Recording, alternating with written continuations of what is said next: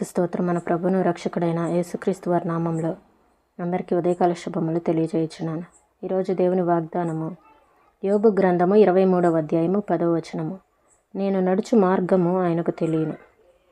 మన మార్గాలు ఎలాంటివో, మనం ఎంత కష్టాలలో అస్తవ్యస్త జీవితంలో నడుస్తూ ఉన్నప్పటికీ, అలానే షడ్రకు మెషకు లాంటి అగ్నిగుండం, వారికి ఎదురైనటువంటి అగ్నిగుండం లాంటి పరిస్థితులు, ఇశ్రాయేలీలు ప్రజలను ఐగుప్తీయులు తరుముతూ ఉన్నప్పుడు వచ్చినటువంటి పరిస్థితులు, ఎలాంటి పరిస్థితులైనా వాటన్నిటిలో కష్టాలు ఎదురైనప్పుడు దేవుడికి మన మార్గం, కష్టాల్లో ఉన్నప్పుడు ఆ మార్గం ఎలాంటిదో, మనల్ని నడిపించే మార్గం ఎలాంటిదో దేవునికి అంతా తెలుసు. అయితే మనకి కష్టాలు ఎదురైనప్పుడు మనం ఇదంతా ఏమనుకుంటూ ఉంటామంటే కర్మ అనుకుంటాము, పైవాడి లీల అనుకుంటాము, విధి వైపరీత్యము అని అంటూ ఉంటాము. కానీ అదంతా ఏమీ కాదు. మనం నడిచే మార్గం అంతా దేవునికి తెలుసు. మన శ్రమలు మనం తట్టుకోగలమా లేదా అనేది కూడా ప్రభువుకి తెలుసు. అయితే వాటన్నిటిలో యోబు గారు వల్ల యెహోవా ఇచ్చిన యెహోవా తీసుకొని పోయిన ఆయన నామానికే స్తుతి కలుగునుగా కానీ చెప్పగలిగేంత విశ్వాసము మనము కలిగి ఉండాలని దేవుడు మన యుద్ధ నుంచి కోరుకుంటూ ఉన్నారు. విశ్వాసి, ఎంత ఆదరణకరమైన హామీ ఇది. నువ్వు నడిచే దారి అది ఎంత అస్తవ్యస్తంగా, వంకర టింకరగా, అర్థం కాకుండా ఉన్నప్పటికీ, అది శ్రమలలో కన్నీళ్లతో నిండిన దారైనప్పటికీ అది దేవునికి తెలుసు. అగ్నిగుండం వేడిమి 7 అంతలు ఎక్కువ కావచ్చు, దేవుడు దాన్ని చల్లపరుస్తాడు. మన అడుగుల్ని సరిగా వేయించే సర్వశక్తిమంతుడు మనకున్నాడు. అది మారా లాంటి చేదైన ప్రదేశం కానివ్వండి, ఏలియా లాంటి సేద తీర్చే చోటు కానివ్వండి, ఆ దారిలో ఐగుప్తు సైన్యాలకి చీకటిని, ఇశ్రాయేలు వాళ్ళకి వెలుగును ఇచ్చే అగ్నిస్తంభం, దీపస్తంభం ఉన్నాయి. అగ్నిగుండం మండుతోంది, కానీ దాన్ని వెలిగించిన దేవుడు నమ్మదగినవాడు. అంతేకాక ఆ అగ్ని మనల్ని దహించటానికి కాదు, కానీ శుద్ధి చేయటానికే అని ఆయన మాట ఇచ్చాడు. ఆయన నిర్ణయించిన సమయానికి ఆ శుద్ధి కార్యక్రమం పూర్తి అయితే ఆయన తన ప్రజల్ని మేలిమి బంగారంలాగా బయటికి తీస్తాడు. ఆయన చాలా దూరంగా ఉన్నాడు అనుకునే సమయంలో నిజానికి ఆయన అతి సమీపంగా ఉంటాడు. మిట్ట మధ్యాహ్నపు సూర్యబింబం కంటే ప్రకాశమానమైనదెవరో మీకు తెలుసా? ఉదయకాలపు కిరణాలతో పాటు మనల్ని పలకరించి నిద్రలేపేదెవరో తెలుసా? మితిలేని లాలిత్యం, మృదుత్వం, వాత్సల్యం కురిపిస్తూ మన వెన్నంటి తిరుగుతూ ఉండే ఆ కళ్ళెవరివో మీకు తెలుసా?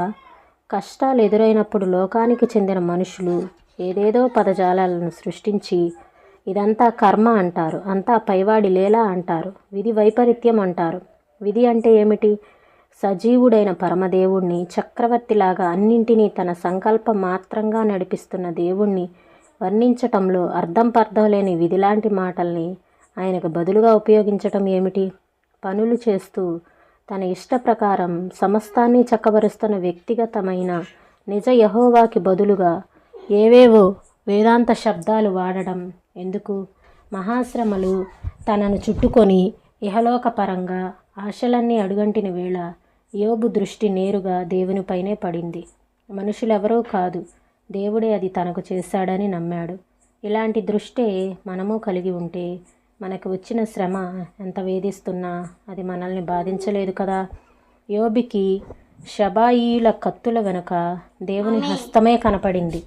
ఆకాశం నుండి పడిన పిడుగు వెనుక తన కుమారుల ఇంటిని చుట్టుముట్టి నాశనం చేసిన చుడిగాలి వెనుక సమస్తము పోయి నిశ్శబ్దం తప్ప ఏమీ మిగలని తన జీవితం వెనుక దేవుని హస్తాన్నే చూశాడు. యెహోవా ఇచ్చెను, యెహోవా తీసుకొని పోయెను. యెహోవా నామమునకు స్తుతి కలుగునుగాక. అన్నిటిలోనూ దేవుణ్ణే చూస్తూ ఉన్న యోబులో విశ్వాసం పరిపక్వమైంది. ఊజు దేశపు సంపన్నుడు తన బూడిదలో కూర్చుండి ఉండి కూడా అనగలుగుతున్నాడు, ఆయన నన్ను సంహరించినా నేను ఆయనలో నమ్మకం ఉంచుతాను. ఈ మాటలను ప్రభువు మన వినికిల్లో దీవించునుగాక. ప్రార్థన చేసుకుందామండి. స్తోత్రం తండ్రి, పరిశుద్ధుడా, ప్రేమ కలిగిన దేవా, నీకు వందనాలు చెల్లిస్తున్నాను. యోబు గారు దేవా, ఎన్ని శ్రమలు వచ్చినప్పటికీ వాటన్నిటిలో నేను ఆయనలో నమ్మకం ఉంచుతాను అని అనగలుగుతున్నారంటే, అటువంటి విశ్వాసాన్ని కలిగి ఉన్నారంటే నాయనా ప్రభా, మేము నడిచే మార్గం ఏంటో మీకు తెలియను గనక ప్రభా, మా మార్గం అంతట్లో మీరు తోడుగా ఉండండి.